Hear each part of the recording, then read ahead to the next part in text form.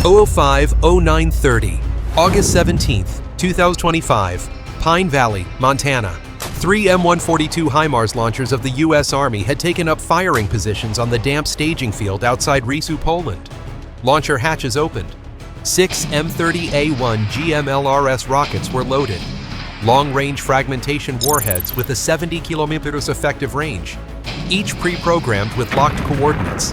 A North Korean M1978 Koksan artillery regiment positioned 82 kilometers deep inside Russian territory. Inside the command cabin, encrypted satellite links from U.S. European Command, EUCOM, were verified. The order was clear. Eliminate the entire enemy artillery formation before they can fire on NATO territory. Simultaneously, Kursk, Russia. Beneath the pine canopy, North Korean gunners were conducting routine morning checks. Safety locks on the M1978 guns were disengaged, range-finding instruments activated, and 170mm rounds being prepared. Some guns had already been turned northwest for scheduled firing drills. Unbeknownst to them, they had been under 72 hours of continuous surveillance by UAVs and low-orbit radar systems. 0050-945. The countdown timer on the HIMARS fire control panel showed 15 seconds. Radio silence was absolute. No lights, no voices.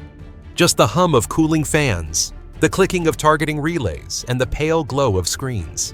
0050-10 Huntwo, the order came, fire! 3 M30A1 rockets launched simultaneously, piercing through the mist toward the Kursk forest. A 120-second battle had begun. April 2025. In April, EUCOM identified an alarming anomaly on the Eastern Front. Satellite intelligence, both military and commercial, revealed a North Korean military train carrying troops and heavy artillery departing Rajan Port, crossing the border, and entering Russian territory. Upon further review, this was not a conventional infantry unit, but a strategic artillery detachment, Pyongyang's elite. Analysts confirmed approximately 15,000 North Korean troops had arrived near Kursk under a military agreement signed in late March. Among them were 3,000 artillerymen operating M1978 Koksan 170mm guns with a 60-kilometer effective range, enough to strike deep into NATO logistics hubs in eastern Poland and U.S. ammo depots in Romania. High-resolution satellite imagery showed the Koksan artillery units not near the Ukrainian front lines, but hidden deep in western Kursk forests, concealed with infrared camouflage netting and radar-absorbing materials. All gun barrels pointed west, aimed squarely at critical NATO infrastructure. Signals intelligence, SIGINT, intercepted encrypted radio traffic between Russian officers and North Korean gunners. Decryption revealed a prioritized target list including NATO rail hubs, U.S. ammunition depots in Rzeszów, and 3 Patriot missile sites in Romania. This was the first time an elite artillery unit from a nuclear-armed state had been deployed directly inside Russian territory, placing NATO's rear support network within artillery range. EUCOM classified the threat as a Type 1 strategic threat, the highest wartime threat level for artillery. Internal directives were clear. Once the enemy opens fire, it's too late.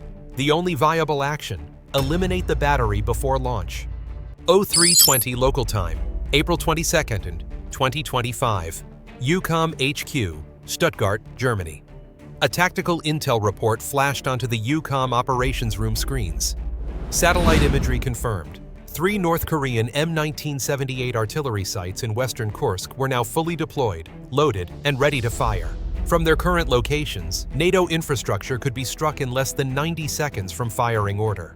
Area defense analysis: 0 short-range radar, no low-altitude air defenses. Operational window: under 3 hours before enemy forces could close their vulnerabilities.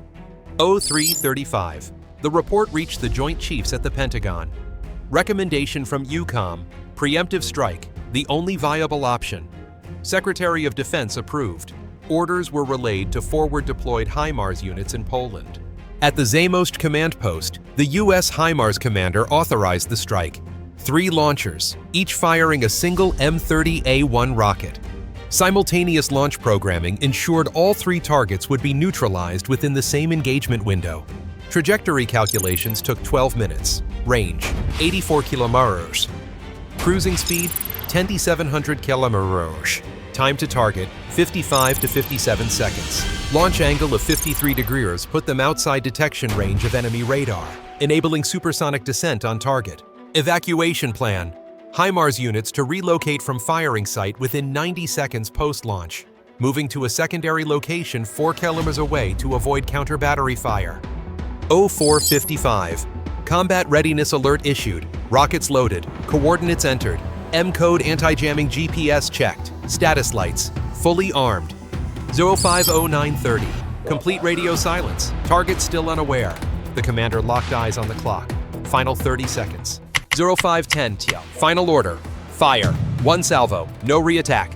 3 M30A1 rockets tore into the foggy sky. Boosters ignited, hurling the 4-meter-long warheads beyond the speed of sound.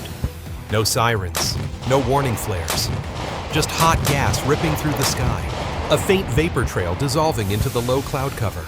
Within 15 seconds, the rockets reached over 10 kilometers in altitude, well above the coverage range of tactical radars around Kursk.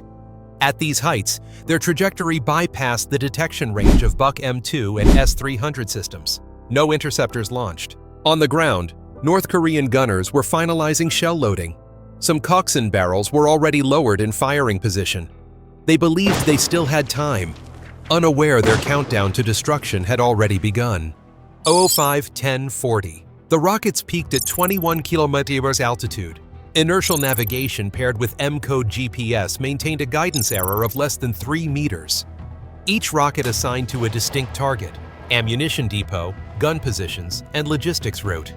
Targeting data was still being updated in real time by high-altitude RQ-170 Sentinel UAVs flying beyond the reach of Russian radar. At 35 km from impact, the rockets began their final dive, switching to airburst mode for maximum lethality. Inside a makeshift Russian command post near a village south of Kursk, a SIGINT team detected abnormal high-intensity military GPS signals from the southwest. A technician reported it, but no urgent alert was issued. The response delay exceeded 1 minute. 051108. The first rocket burst above the ammo depot at 14 meters altitude, releasing over 182,000 tungsten fragments. Vehicles shredded. Ammo crates exploded. Within seconds, the entire stockpile was engulfed in a massive fireball. Troops within 100 meters were instantly incapacitated. Those further away were knocked down, some rendered unconscious by shockwaves. 051115. The second rocket struck the artillery site. Direct hits weren't necessary. Tungsten fragments pierced control cabins, destroyed fire control systems. 2 Koksan guns were disabled. A third was knocked over as nearby ammo vehicles exploded. In the ensuing chaos, a Russian officer attempted to deploy a Zu-23 short-range air defense gun from a northern section, but 400 meters of flame and wreckage blocked all movement. 051128. The third rocket hit the western logistics route. The blast destroyed 3 trucks and a field fuel depot. Fire spread rapidly to vehicle parks and sleeping quarters. Within seconds, the entire supply line was engulfed in flames. North Korean troops opened fire with rifles into the smoke-filled sky, but their targets were long gone. The HIMARS rockets had completed their mission upon impact. Within 85 seconds, the North Korean artillery regiment was neutralized. Not a single round was fired in return. Communications were severed. Forward command lost control. The U.S. HIMARS units executed a pre-programmed shoot-and-scoot maneuver. Within 2 minutes, they were 10 km west, camouflaged within a military logistics convoy disguised as civilian transport. By the time Russian counter-battery radar began scanning, the launch zone was empty. At the impact site, fire temperatures exceeded 1,000 degrees, making rescue impossible. Updrafts whipped ash and smoke hundreds of meters into the sky. What followed was silence. Not peace, but total destruction. 3 rockets, under 2 minutes. An elite artillery regiment erased before it could fire a single shell. Visual confirmation came moments later. Black smoke rising through the forest canopy, tinted orange by burning fuel. The Koksan guns were unrecognizable. One flipped, frame split. Another had its barrel blown off. The third was melted beyond repair. Resupply vehicles were destroyed by secondary explosions. The surrounding forest burned at over 1,000 degrees C. The North Korean-Russian unit was in total disarray. GPS and radio communications failed. Survivors fled in chaos. Initial firefighting efforts were repelled by the heat and exploding ammunition. Russian Field Command lost contact with all 3 artillery sites. Emergency UAVs launched from Belgorod arrived 7 minutes too late. Their cameras captured a desolate scene. Flattened batteries, collapsed trees, cratered ground. Nearby North Korean encampments also suffered. Shockwaves leveled tents and scattered equipment. Dozens were wounded by blast and shrapnel. Many burned trying to rescue comrades. The entire artillery support network collapsed. Supply convoys turned back. Recovery was estimated at 72 hours minimum, but with no guns left, resupply was moot. Material losses: 3 Koksan guns, each worth $2.5 million, at least 3 resupply vehicles, and all ammo stockpiles. Over 20 North Korean soldiers confirmed killed instantly, the rest incapacitated. By the time Russian counter-battery forces were ready, the HIMARS units had vanished. The entire North Korean artillery capability in Kursk was eliminated in under 2 minutes. Moscow's Forward Command reported, "Operational artillery capability lost." Strategically, the U.S. achieved a dual objective, eliminating a critical threat and sending a direct warning to Pyongyang. An elite regiment neutralized in 120 seconds without firing back. NATO hailed the precision. North Korea remained silent, though intelligence reported urgent reviews of overseas artillery deployment doctrine. Washington's message was clear: any North Korean weapon aiding Russia is a legitimate target, anywhere. Operation Kursk became a new testament to precision deterrence. Once selected as a target, there is no second chance. I will continue to analyze the latest operations and developments on the front lines. If you want to stay updated as soon as new information is available, make sure to subscribe to the channel so you don't miss out.